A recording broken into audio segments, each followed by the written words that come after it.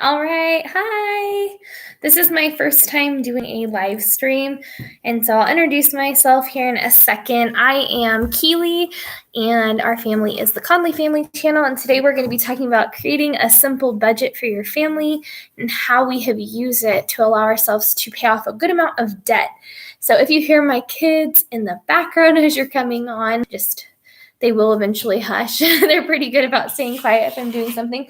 But the baby, on the other hand, who's handing me a plate, sometimes she is, sometimes she isn't. So as I said, we're going to talk about creating a simple budget for your family, and I'm going to go over the step-by-step process that we use as a family to help pay our bills and then to pay off debt, as well as budget for expenses like car registration or medical bills, medication, things that kind of happen occasionally, but not on a weekly basis.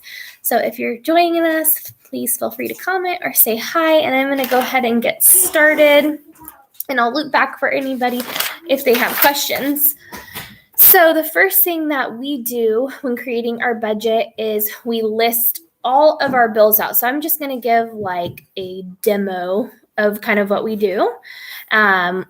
So I'm going to show you it in a second so you can see, like, we'd list our water bill, $80, and it's paid on the 1st. Our trash bill, $15. And like, these are really what our bills would be. And I've been budgeting this way for a long time, so I just know them by heart. Okay. So these are not realistic numbers always, but right here, probably can't see that well, but we list them out. So always when you're listing out your bills on your paper, you can use a notebook or you could use an Excel spreadsheet, whatever you're comfortable with. But we just use paper because it's simple, and if we mess up, I can just start again. Or if our budget changes, like a bill increases or decreases, it's very simple to just redo this way. So I list them out in order of the 1st of the month all the way through the 30th. And what that does is it allows me to, like, if we're in a pay week and I go, okay, it's the 14th through the 21st. Let me see. These are the bills we have. I make sure on my weekly budget, which we'll go over, that those are listed there. And that allows me and really helps me to stay on track and not forget any bills, because I will be honest, I have done that before. And then I've gone, oh no, we're late. There's a late fee. And we want to try to avoid that and not upsetting anybody who we owe money to. My pumpkin. So, like I said, I have little ones, so they will pop in and out. So you're going to go ahead and list yours, and you would go all the way down. I'll show you again what mine looks like, and we'll say, I'm going to write another example out. So you would have all of yours listed down. So the day of the month, the name, the cost, and you would do that all the way through. So now once that's completed, what I like to do on the bottom is write income. And so then we'll just make up a number. And you would write your income right there. And then after that, what you would do is you would put outgoing. And you will total up the total number of your bills, and then you'll subtract that amount. So, yeah. We'll say that we have outgoing $1,500 a month. Remember, these are just made up numbers. Oh. Did you say hi? So you would do it like that. And then you're going to put the remainder. So why I do this is because we want to know exactly what we have left. Every penny has a place, and that way, if we're saving, if we're budgeting to replace something or pay car insurance, we know just how much we have in a month left, and so that we can allocate a spot for that money, make sure that it doesn't get mismanaged or used. Oh boy, she wants the computer. Misused on things. Miss Madeline, here. So that is kind of how we start. So we'll say that my incoming is $2,000, my outgoing is $1,500, so I have $500 remaining. So now in your pay weeks, when we go to break down our weekly, biweekly, or monthly budget, we would go ahead and say, all right, this week we have $100 of that $500 left, and we are going to put $100 of it in a savings because we know in 2 months our car registration is coming up, and we don't want to use credit to pay for this. So this is really just a way to, like, if you're someone who uses credit, you should still budget and you should still have a plan for your money, because if you don't, then we're more likely to mismanage or overspend. So that's what we do. And then we're going to go on to what a weekly budget would look like. And this would obviously vary depending on what bills you have. And I'll write that out and I'll show it as well, kind of how we break it down each week. Okay, so we'll say that my weekly paychecks are $500 if I make $2,000 a month. And we're going to tithe $50 because that's 10%. So I would write that first, and then let's see if I can zoom that in. You would subtract that amount and always write what you're paying next to it so you know, okay, then let's write the remainder. There's $450 left. So then we would say we have to budget. So a mortgage is typically your biggest expense. You're a goofball. She's moving her jaw up and down.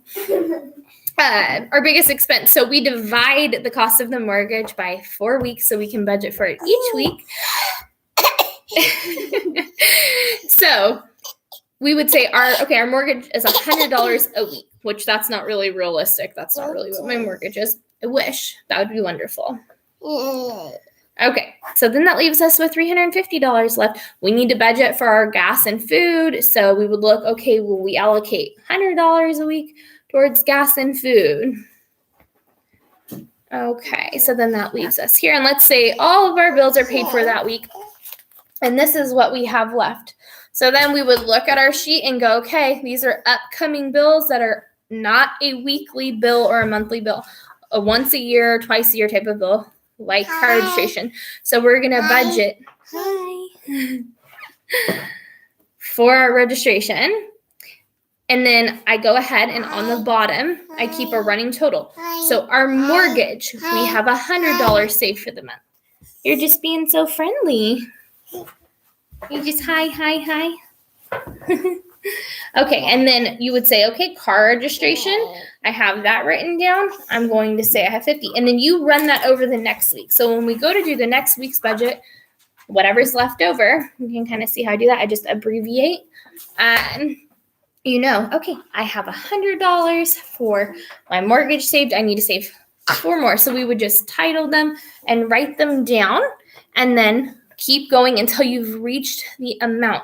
Now, in the beginning, when we started doing this, if we were having a hard time keeping track, we would also write underneath, and I will show you like this.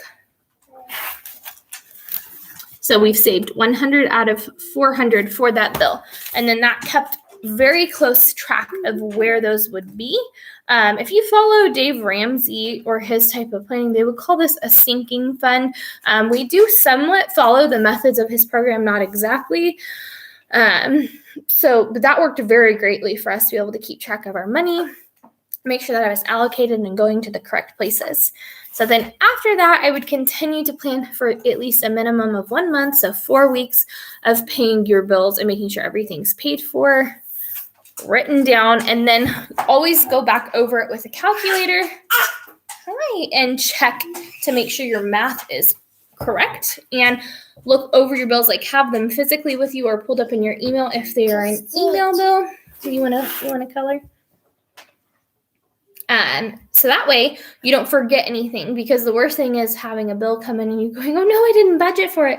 If you are a family who is trying to get out of debt or live within your means and not go over and borrow from credit to pay for your basic needs, then this is something that you will find beneficial.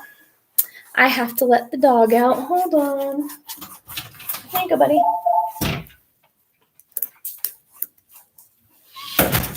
Okay, we have a big black lab, and he is not patient when he needs to go outside. So how we've used this method for our family, you say please, about 7 years ago, my husband and I had come across Dave Ramsey and his methods, and we were like, okay, this is an interesting concept, like not using credit or loans to pay for your bills, living within your means. That was like a weird thing to us, but like everybody has credit cards. This is just normal. but it was not. We found out it's not normal, and a large amount of Americans do not live on credit. And so we said, we don't want to have credit anymore. So we started out at $120,000 in debt, not including our home.